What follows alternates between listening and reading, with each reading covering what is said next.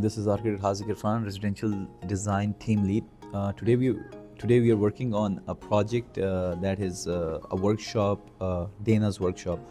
So the requirements we were given were about designing the whole MEP drawings for this specific workshop, where we had to put in the structure details, the wall bracings, trusses, beams and columns, along with the conduits for the electrical wiring and the ceiling mounted lights with the HVAC. Like they had to install a 1-ton air conditioning unit along with their plumbing drawings for the drainage.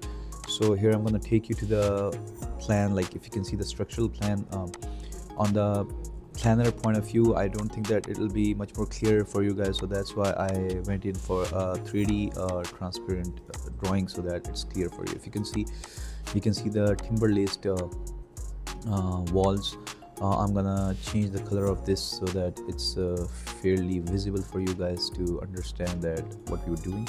Okay, so if you can see the upper floor, the first floor, so there are beams and columns added in the wall for the purpose of doing timber lacing for the walls and making the structure more stable. And these were the requirements given to us by the client, that we had to add in the columns in the wall. The wall should be wood braced, along with the windows and the door sizes. Then we had to install ceiling mounted lights, and the electrification was done in a way that we had to install electric box, along with it had 3 panel points from which the conduits were running along through the walls, and there were double phase outlets. As we further continued in the design, so the conduits were running all along the walls so that there could be wiring connections. The wires that we were given to use were 12 gauge wire and 14 gauge wire. The 12 gauge wires were for the purpose of ceiling mounted lights, and the 14 gauge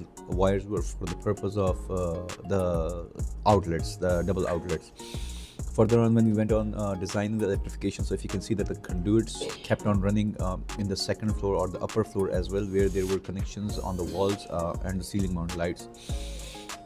Plus, when we went further, so the requirements were that we had to add drainage line that was coming from the other side of the building, and it had to be 15 feet beneath the pad level of the parking area, the garage.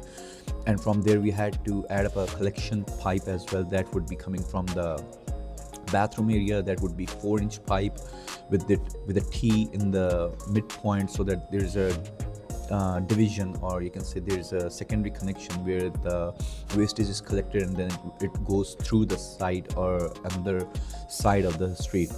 Later on, we were told to add up gray water pipes that were 2-inch wide. So far this much amount of work has been done, and we're currently working further. And one more thing to add, that this was a retaining wall in the garage, because there is a 5 feet filling of earth, so that's why we had to reinforce this wall. And if you can see that there are vertical and horizontal bars added in the wall, and this is a reinforced concrete masonry unit wall.